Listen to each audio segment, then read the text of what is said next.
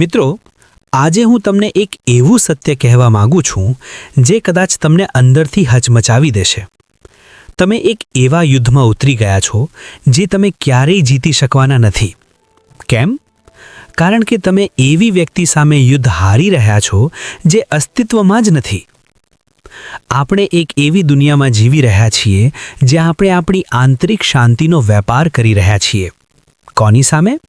એક ક્યુરેટેડ ભ્રમ માટે. આપણે બીજાની પોલિશ્ડ જીત એટલે કે ફિલ્ટર કરેલી જિંદગી સામે આપણા અસંપાદિત, અવ્યવસ્થિત સંઘર્ષોને માપીએ છીએ. તમે જ્યારે સવારે ઉઠીને મોબાઈલ સ્ક્રોલ કરો છો ત્યારે તમે કોઈનો હસતો ચહેરો જુઓ છો, કોઈનું નવું ઘર જુઓ છો. પણ શું તમે જાણો છો, એ માત્ર 10% સત્ય છે. બાકીના 90% સંઘર્ષ એણે કેમેરાની પાછળ છુપાવી દીધા છે. પણ આપણે શું કરીએ છીએ? આપણે આપણી આખી જિંદગીને એના એક ફોટા સાથે સરખાવીએ છીએ. આ ઝેરી સરખામણી આપણા મનમાં એક શાંત રોષ પેદા કરે છે. આપણને આપણી મહેનત ઓછી લાગે છે, આપણી સફળતા નાની લાગે છે, અને આ રોષ જ આપણા વ્યક્તિગત વિકાસને અંદરથી ઝેર આપે છે. આપણે આ ખોટા વંશવેલાને હવે તો તોડી નાખવો પડશે. બીજાની લાઈફ કેવી દેખાય છે એનાથી તમારી લાઈફ કેવી છે એનું મૂલ્ય નક્કી ન થઈ શકે.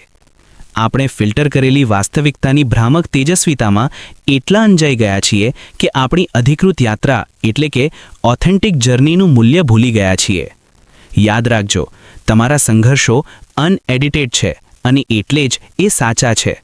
તમારી મહેનત ફિલ્ટર વગરની છે અને એટલે જ એ કિંમતી છે. હવે સમય આવી ગયો છે કે તમે તમારી યાત્રા પર ફરીથી કબજો મેળવો. બીજાની સ્ક્રિપ્ટમાં સાઇડ રોલ કરવા કરતાં પોતાની જિંદગીની વાર્તાના હીરો બનો. આ ભ્રામક તેજસ્વીતાને તમારા વાસ્તવિક વિકાસને રોકવા ના દો. તમારી શાંતિનો વેપાર કરવાનું બંધ કરો. તમે આજે જ્યાં છો, જે પરિસ્થિતિમાં છો, ત્યાંથી તમારી મહેનત શરૂ કરો.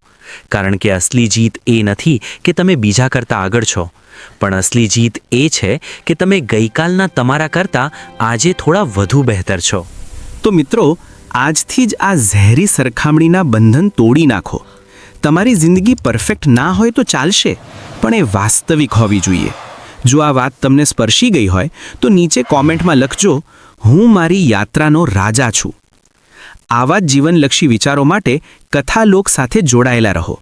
લાઇક કરો, શેર કરો અને સબસ્ક્રાઇબ કરવાનું ભૂલતા નહીં. આભાર.